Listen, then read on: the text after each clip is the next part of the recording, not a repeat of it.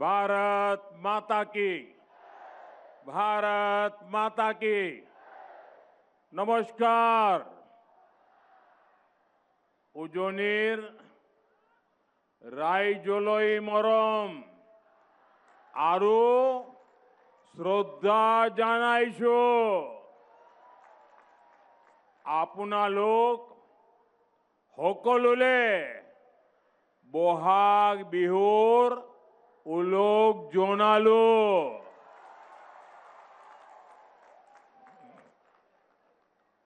असम के चुनाव की घोषणा के बाद ये मेरी पहली जनसभा है। ये जो सामने जन समुद्र है, युवाओं का ये उत्साह, बहनों बेटियों का इतना आशीर्वाद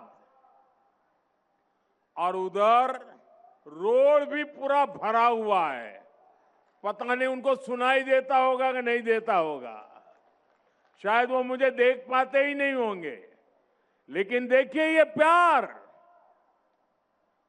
ये इस बात की खुली घोषणा है कि इस बार हैट्रिक पक्की है। देखिए आप सबके आशीर्वाद से मुझे प्रधानमंत्री के रूप में हैट्रिक बनाने का अवसर मिला। आप सबके आशीर्वाद से इसी मैदान में मुझे हैट्रिक लगाने का अवसर मिला है। मैं तीसरी बार आया हूं यहां और आपके आशीर्वाद से असम में सरकार भी हैट्रिक बनाने वाली है। हर कोई कह रहा है आपको ये बार,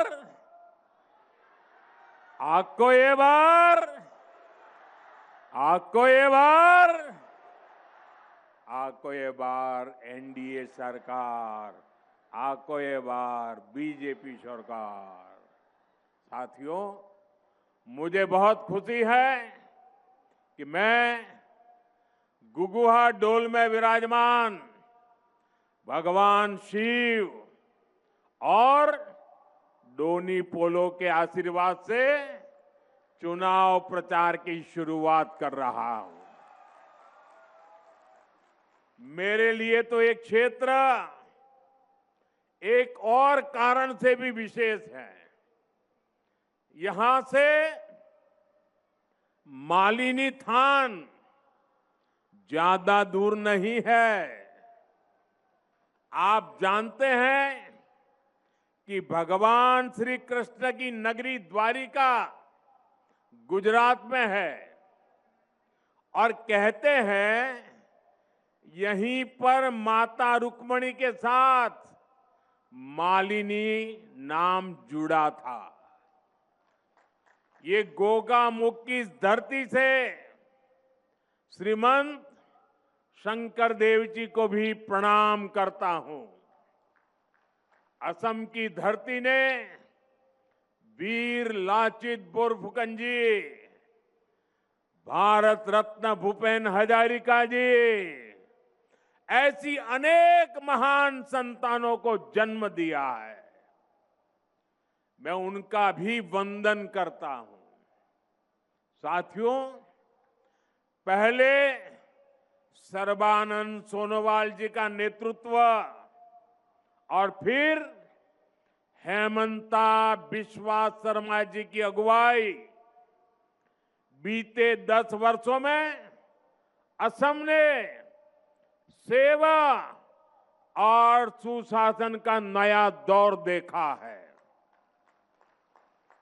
असम का ये चुनाव विकसित असम से विकसित भारत बनाने का चुनाव है।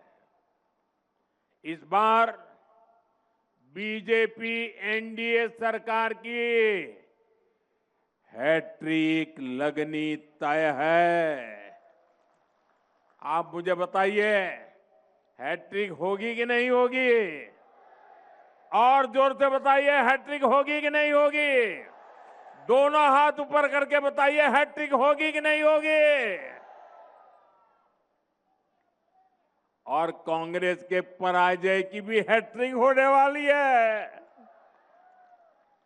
असम लगातार तीसरी बार बीजेपी एनडीए सरकार बना रहा है और कांग्रेस के जो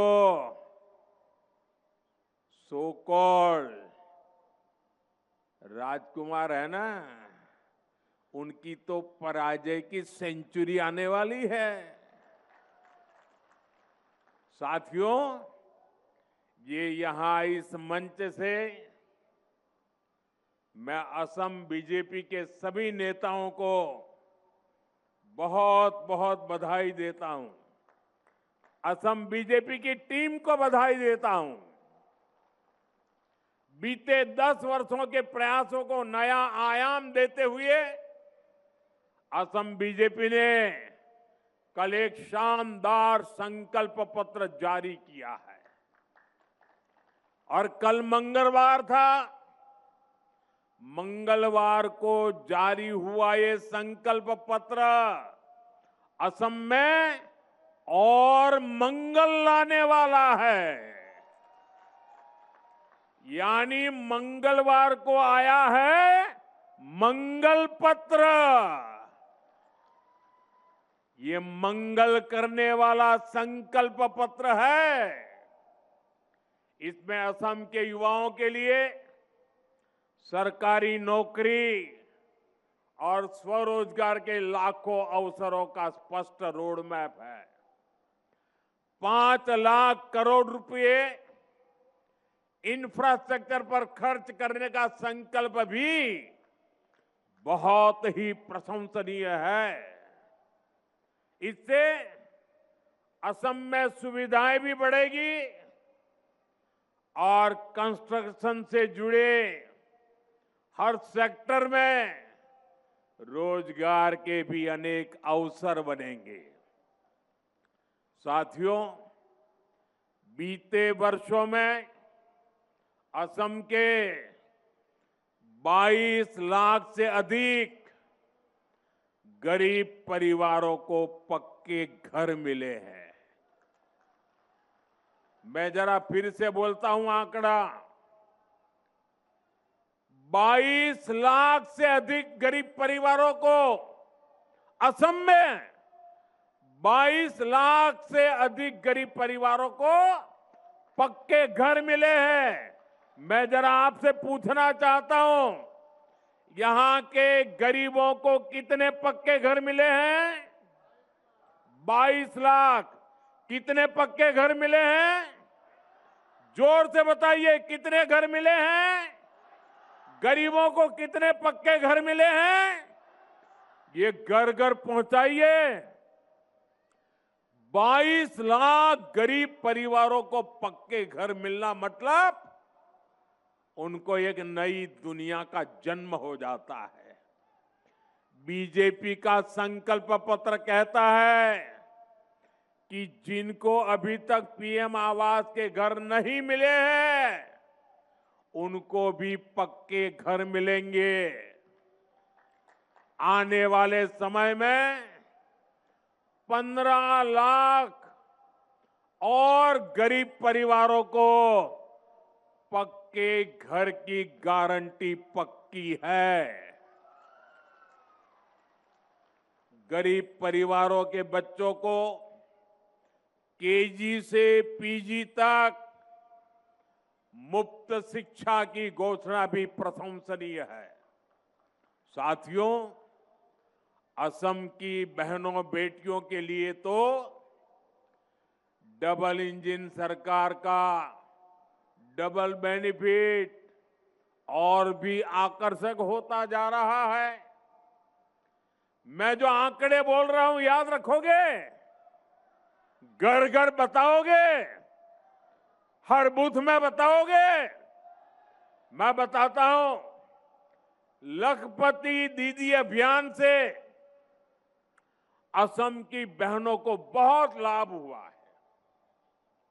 अभी तक असम की करीब 3 लाख बहनें लखपति बाइदो बन चुकी है। जरा मुझे बताइए कितनी लखपति बाइदो बनी है? 3 लाख। कितनी लखपति बाइदो बनी है? जरा जोर से बताइए कितनी लखपति बाइदो बनी है? कल असम बीजेपी ने ऐलान किया है कि अब डबल इंजन सरकार 40 लाख बहनों को लखपति बाइदो बनाने के लिए प्रयास करेगी। कितनी? कितनी? 40 लाख बहनों को। आप सोचिए, 40 लाख बहनों को मतलब 40 लाख घरों में कोई न कोई लखपति दीदी बनने वाली है।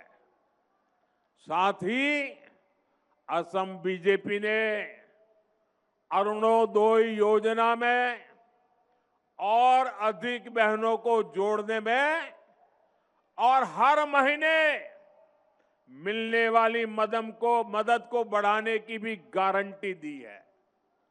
हमारी बेटियों के साथ कोई धोखाधड़ी न कर सके, बेटियों का मान सम्मान और जीवन सुरक्षित रहे, इसके लिए भी अनेक बड़ी घोषणाएं की गई हैं।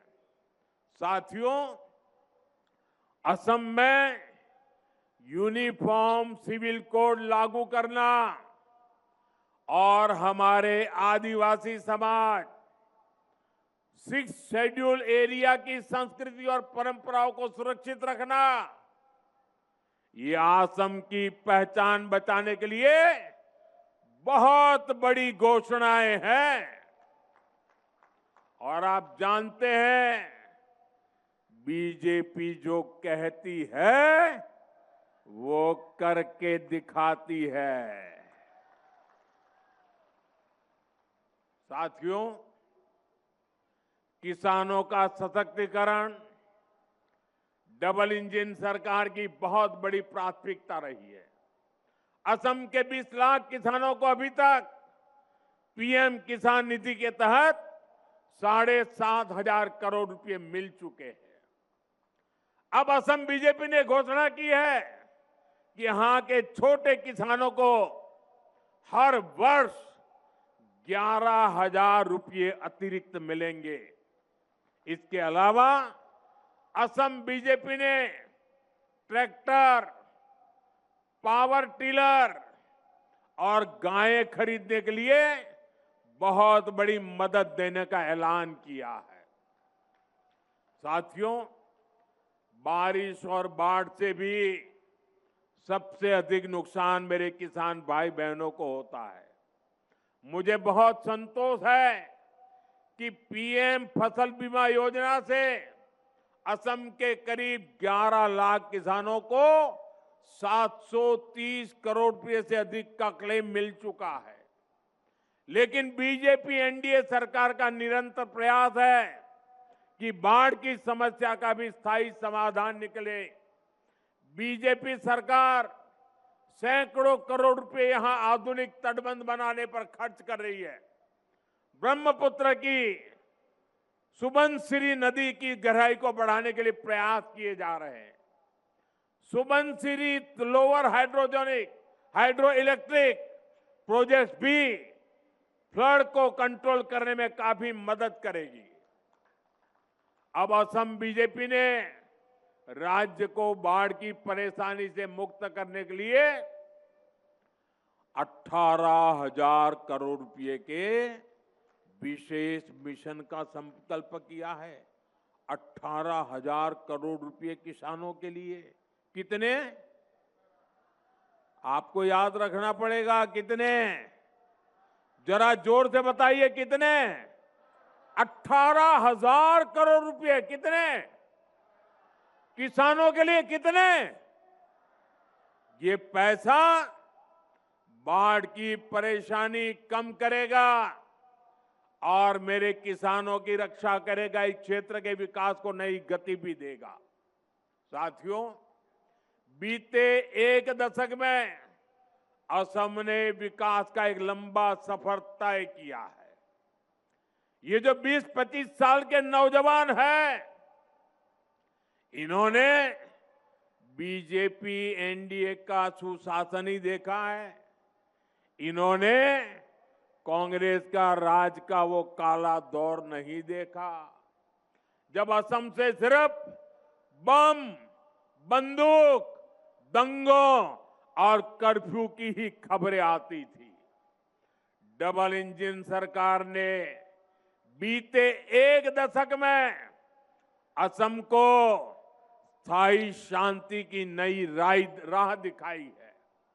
असम के हजारों संतानें बीते एक दशक में बंदूक छोड़कर एक नए भविष्य से जुड़ी है।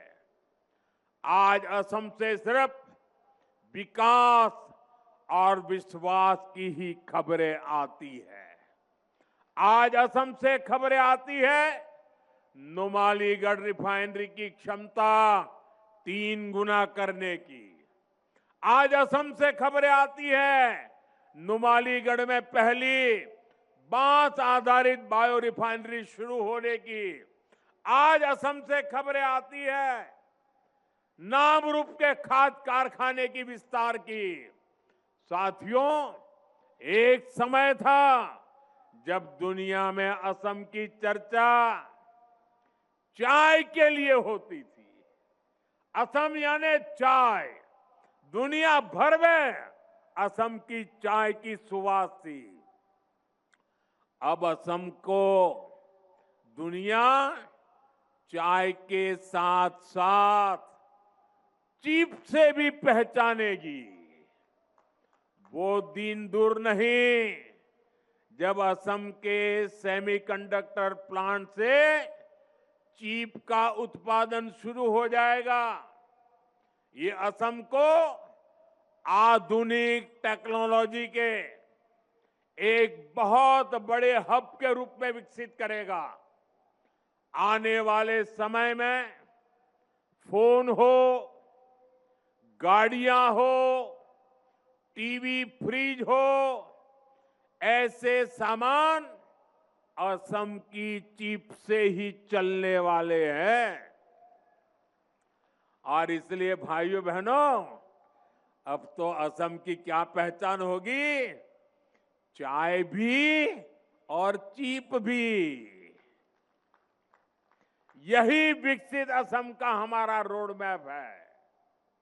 मैं आपको भरोसा देता हूं, आप यहां फिर से बीजेपी सरकार बनाइए, असम का और तेजी से विकास होगा। और ये आपको मोदी की गारंटी है। आपना लोके याद आको ए बार बीजेपी सरकार बनाओ अहोमोर आरो बहुत बेसी उन्नति होबो। एया आपना लोकोक मोदी गारंटी। साथियों, असम को प्रकृति ने बहुत कुछ दिया है। असम के पास संसाधनों की कभी कमी नहीं रही है, लेकिन कांग्रेस ने सत्ता के लिए असम के समाज को भी बांटा और ब्रह्मपुत्र के 2 किनारों को भी कभी जुड़ने नहीं दिया। कांग्रेस ने 60-65 साल में ब्रह्मपुत्र पर सिर्फ 3 ही पुल बनाए। 60-65 साल में कितने पुल? कितने पुल? कितने पुल? पुलों के अभाव में कितने ही लोगों को हमें खोना पड़ा, कितनी ही पीढ़ियों को मुश्किल से गुजरना पड़ा। डबल इंजन सरकार ने इस पीड़ा को, इस परेशानी को समझा और 10-11 वर्षों में ही ब्रह्मपुत्र पर 5 बड़े ब्रिज पूरे किए। कितने कितने 5 बड़े ब्रिज। 65 साल में 3, 11 साल में 5। बड़ा काम हुआ कि नहीं हुआ? और सभी 5 बड़े पुलों पर काम तेजी से चल रहा है। आज बोगीबील ब्रिज और भूपेन हजारिका सेतु ने उत्तरी असम सहित पूरे नॉर्थ ईस्ट के जीवन को बदल दिया है। कांग्रेस रहती तो ये ब्रिज आज भी पूरे नहीं हो पाते। इसलिए तो आज हर कोई यही कह रहा है, असम को आधुनिक इंफ्रास्ट्रक्चर अगर कोई पार्टी दे सकती है तो वो बीजेपी है, एनडीए है। अहोमोग जोदी आधुनिक इंफ्रास्ट्रक्चर कोनोबा पार्टीए दीबो पारे तेंते हेई पार्टी होय छे बीजेपी, एनडीए। साथियों, कांग्रेस के लिए हमेशा पावर पॉलिटिक्स और अपना परिवार फर्स्ट रहा है। दिल्ली में एक परिवार और एक परिवार यहां भी है। एक परिवार दिल्ली में और एक परिवार असम में। कांग्रेस के लिए इन्हीं परिवारों का हित सर्वोपरि है। कांग्रेस ने दशकों तक सरकारें चलाई है, लेकिन आप लोगों के स्वास्थ्य पर बिल्कुल ध्यान नहीं दिया। 6-7 दशक में असम में केवल 6 मेडिकल कॉलेज बन पाई थी। कितनी मेडिकल कॉलेज? ऐसा नहीं, जोर से बोलिए, बारिश आ रही है फिर भी बोलिए। कितनी मेडिकल कॉलेज? कितनी मेडिकल कॉलेज? आज असम में यानी 60-65 साल में 6 मेडिकल कॉलेज। आज असम में 14 मेडिकल कॉलेज है और 10 मेडिकल कॉलेज पर काम चल रहा है। कितनी मेडिकल कॉलेज? 14 और 10 बन रही है, 24 हो जाएगी। उन्होंने 65 साल में 6 बनाई, हम 11-12 साल में 24 मेडिकल कॉलेज। इसमें एक मेडिकल कॉलेज यहीं धेमाजी में भी बन रहा है। इतना ही नहीं, आज असम में एम्स भी है। इसी तरह असम में इंजीनियरिंग कॉलेज की संख्या 7 हो गई है और पॉलिटेक्निक कॉलेज 10 से बढ़कर 26 हो चुके हैं। यहां गोगामुख में ही एग्रीकल्चर रिसर्च इंस्टीट्यूट का शिलान्यास और धेमाजी इंजीनियरिंग कॉलेज का लोकार्पण करने का अवसर तो आपने मुझे ही दिया था।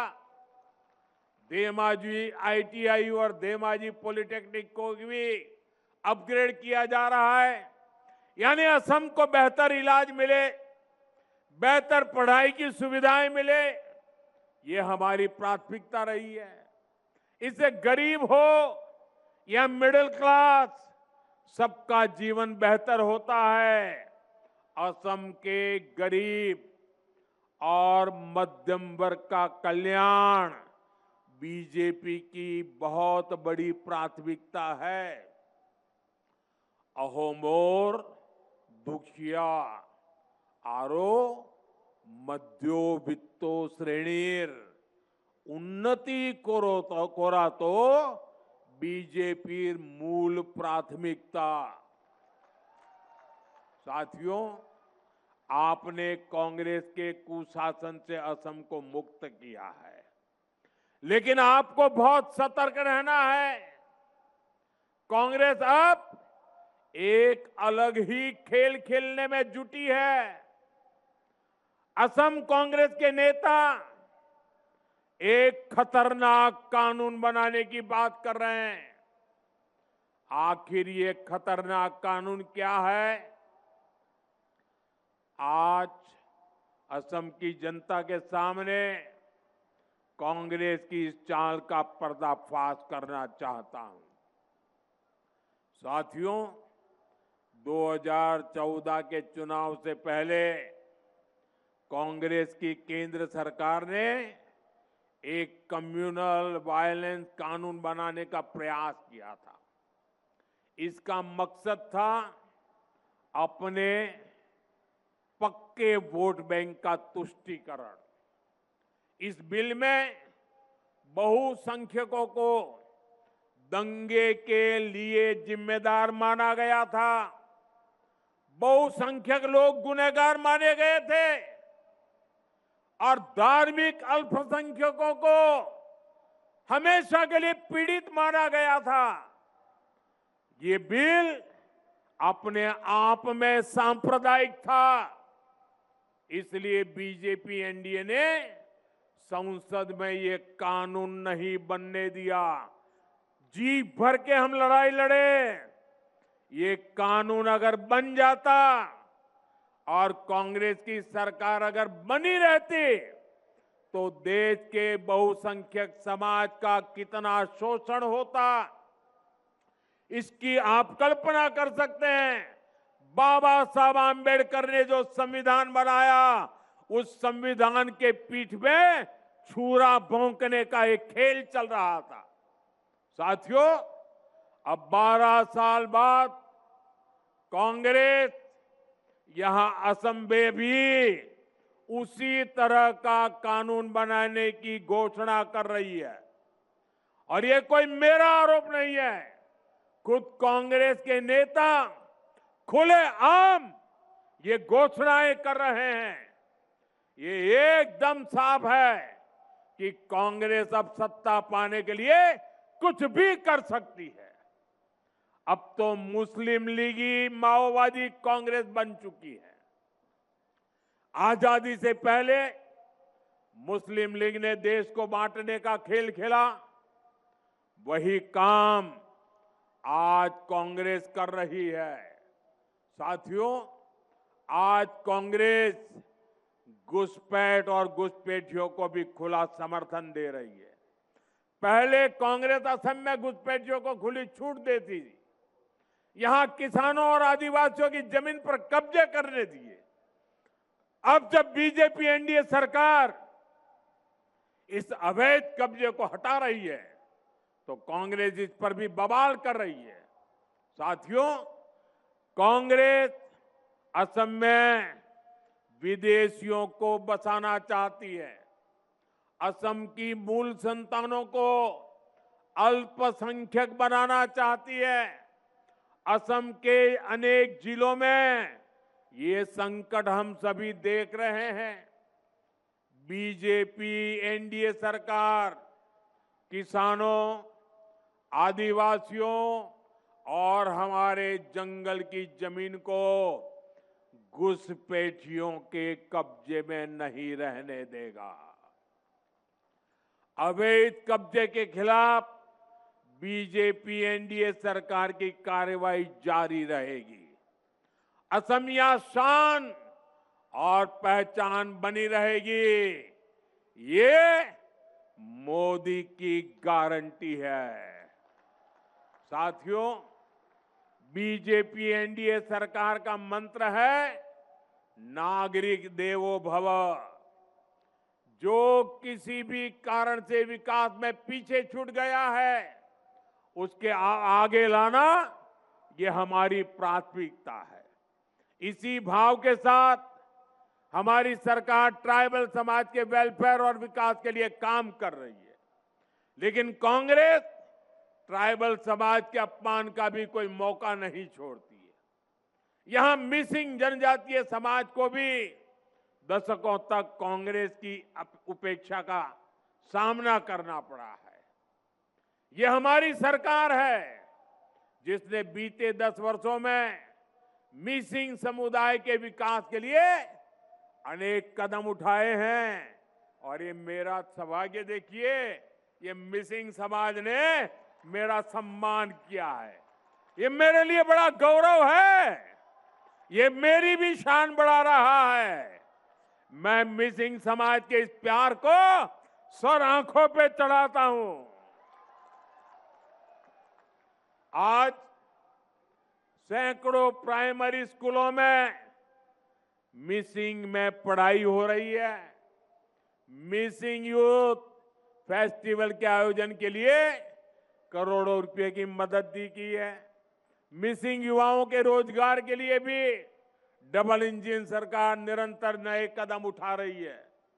मैं आज जितने भी जनजातीय समाज है सभी को आश्वासन देने आया हूं कि सबके सपनों, सबकी आकांक्षाओं को पूरा किया जाएगा। भाजपा विकास और विरासत दोनों के लिए काम करने वाली पार्टी है। आपकी संस्कृति और आपके सपनों को बीजेपी पूरा सम्मान दे रही है और आगे भी आपकी आकांक्षाओं का हम पूरा ध्यान रखेंगे। साथियों, बीजेपी एनडीए सरकार विकसित असम के लिए लगातार काम कर रही है। 9 अप्रैल को मतदान के पुराने सभी रिकॉर्ड टूटने चाहिए। रिकॉर्ड टूटेंगे कि नहीं टूटेंगे? अपने बूथ में रिकॉर्ड तोड़ोगे? पहले से ज्यादा मतदान कराओगे? सुबह सुबह मतदान करा दोगे? ये जितने भी बीजेपी एनडीए के उम्मीदवार हैं, ये असम के सिपाही हैं, असम के तेज विकास के लिए प्रतिबद्ध है। आप सभी कैंडिडेट आगे चले आइए। आप इन सभी को जरूर एमएलए बनाइए, बनाएंगे। साथियों, आप मेरा एक काम और करेंगे? मेरा एक काम करेंगे? जरा हाथ ऊपर करके बताइए, करेंगे? आप यहां से अपने घर जाएंगे।